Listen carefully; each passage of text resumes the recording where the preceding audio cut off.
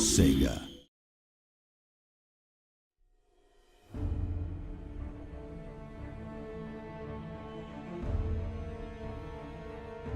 Hello all and welcome to another video for Total War Warhammer. I am Joey Dalton and I'm joined by Darren McNally in this Let's Play. Darren, what are we doing this time? So we're playing as the Chaos Warriors in this Let's Play, as we have a very special announcement to make. That's right, we do. The Chaos Warriors race pack will now not only be free to you if you pre-order, but it will also be free for everyone who buys the game in the first week of release as an early adopter bonus. Yep, so if you have pre-ordered already, you'll be able to preload the game to be the first to play it on May 24th, but if you hold off, the Chaos Warriors will be available for the first week after launch, free of charge. So if you want more details on that, check the link in the description, or check out the Total War Warhammer Steam page. Right, so we're fighting at High Pass, and we're playing as Chaos as we mentioned, and we're against the Dwarves, and just this lovely unit here, these are the Dragon Ogres. Handsome. Very cute, very little, very small in comparison to the Dragon Ogre Shaggoth. Wow. So Look at this his lightning. Yeah, it looks really good. The kind of electrical pulses around him. It looks really, and he sounds really good as well. Actually, real deep bass to him. But he's dwarfed in comparison compared to Kholek Suneater, one of the legendary lords that you can play as in the campaign if you're playing as Chaos. He actually has a bonus for having Dragon Ogres and Shaggoths.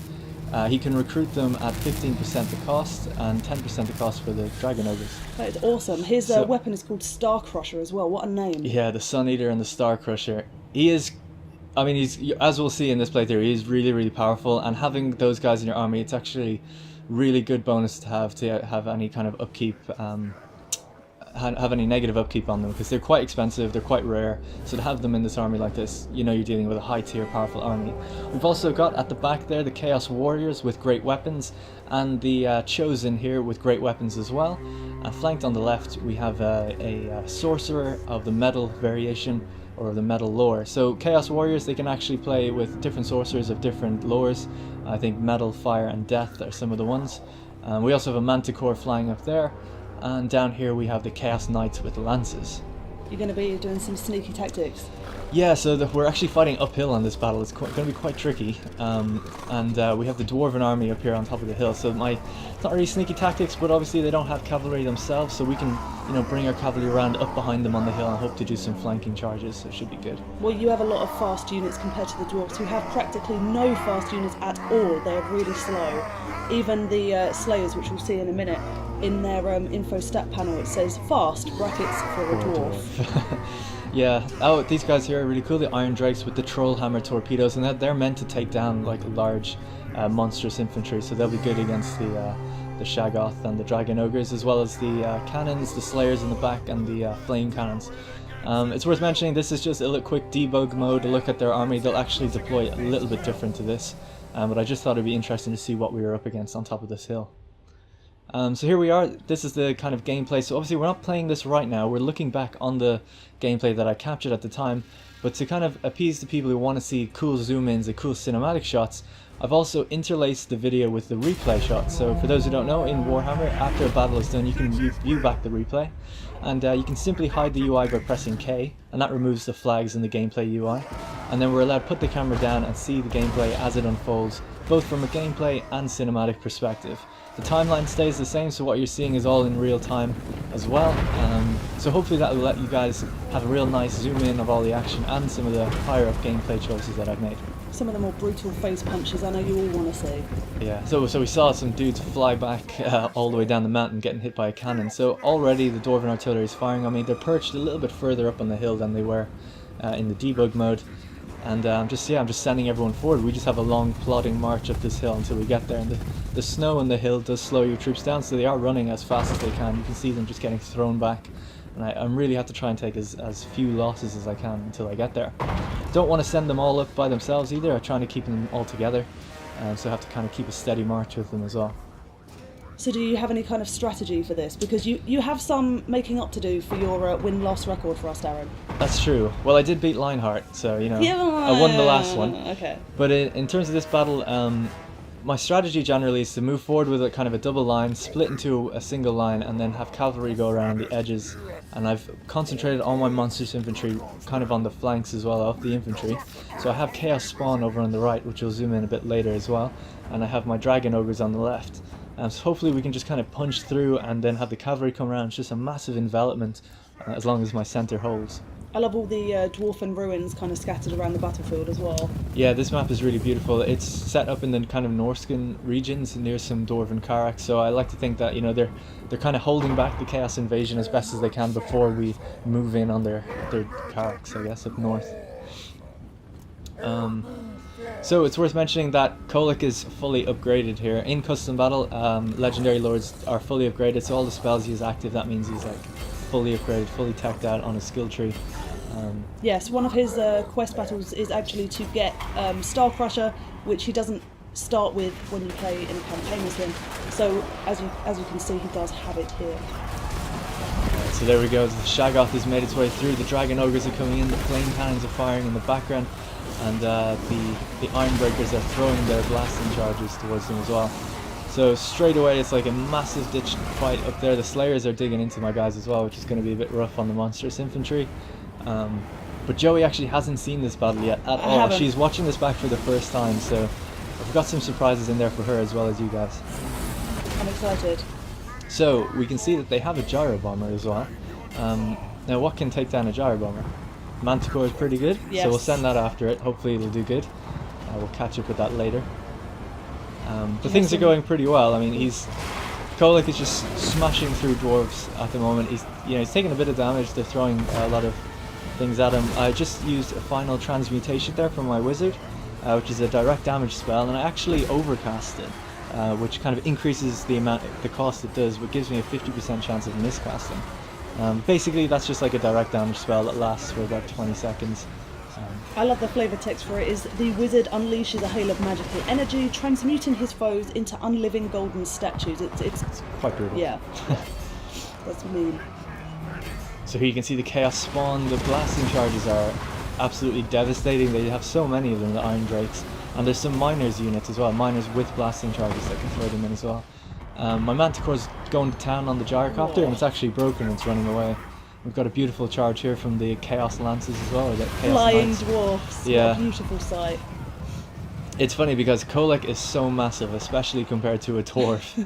They're very, very brave and hardy folk to even attempt to take him on. So they have quite a few Slayers units, which is kind of bad for you in a couple of ways, because you've got some larger units in there. Yeah. So avoiding them is key, I would say.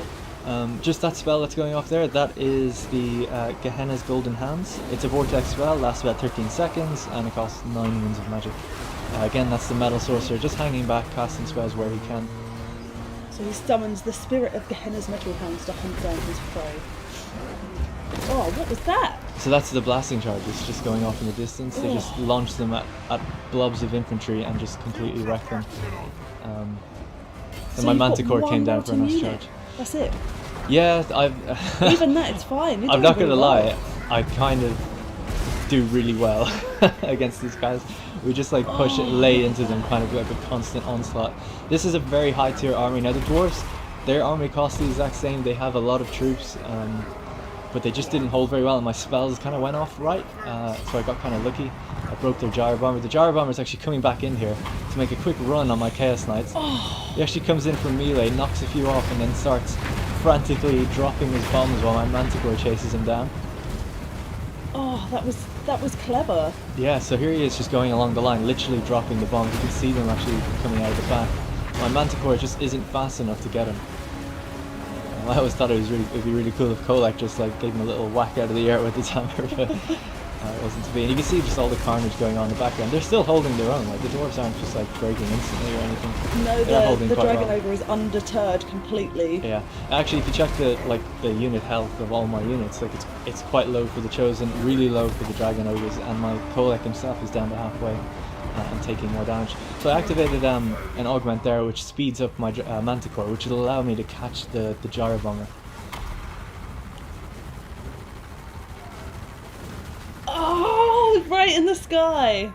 Yeah, I love that. it looks so good when it goes down. It sounds really good as well. You can just hear the propellers like kind of giving out.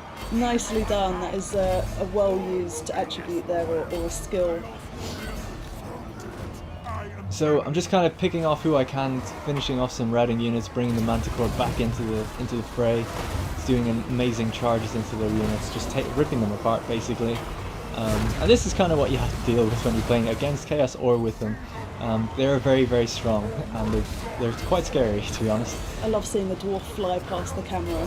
Yeah, they're so little, and they just like fly by. I did another final transmutation again, which is another direct damage spell. That was actually something that really helped me getting through in the beginning, pushing through their lines.